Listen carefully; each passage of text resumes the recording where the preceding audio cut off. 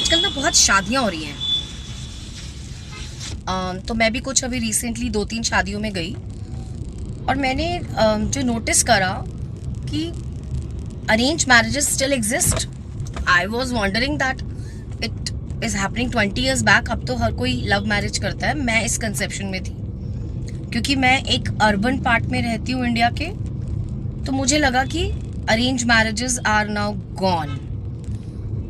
But to my strange side मैंने देखा कि अभी भी arrange marriages still exist and there is a setup and there is certain section of urban cities also जहाँ पे अभी भी बच्चों को इजाज़त नहीं है कि वो अपना लाइफ पार्टनर चूज कर लें।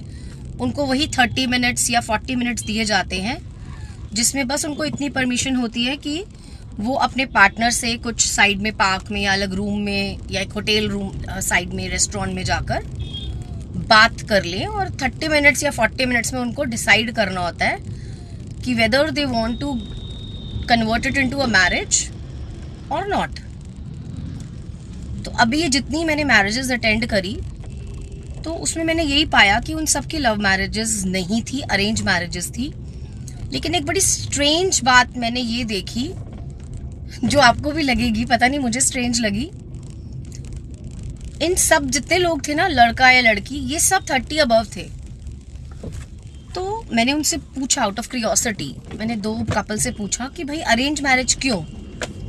तो उन्होंने मुझे बहुत सिंपल एग्जाम्पल दिया। उन्होंने कहा कि अरेंज मैरिजेस इसलिए क्योंकि जब हम एंगेज थे या जब हम लव में थे तो हमारे पास या तो फाइनेंशियली सपोर्ट नहीं था कि हम अपने पार्टनर के साथ एक रह लें, ठीक है, या कॉन्फिडेंस नहीं था कि क्या ये वही पार्टनर है जिनके साथ ये प्यार में है, लव में है, या किसी के घर वाले नहीं मान रहे थे। तो they didn't get the chance to convert their love into a long time relationship and to get converted into a marriage.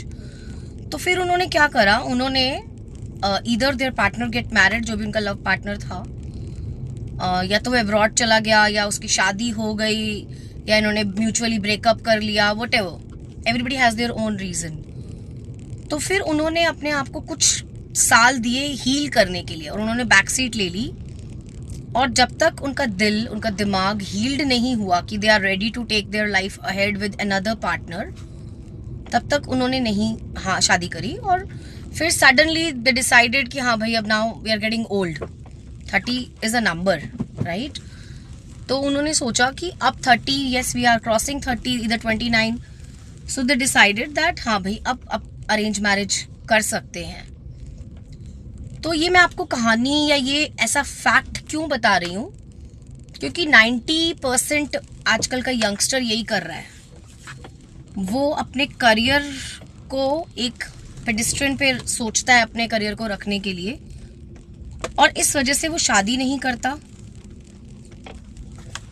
तो उसकी वजह से जब वो बाद में शादी करते हैं तो they find it difficult to get adjust, तो they find it very difficult to get adjusted with their partners.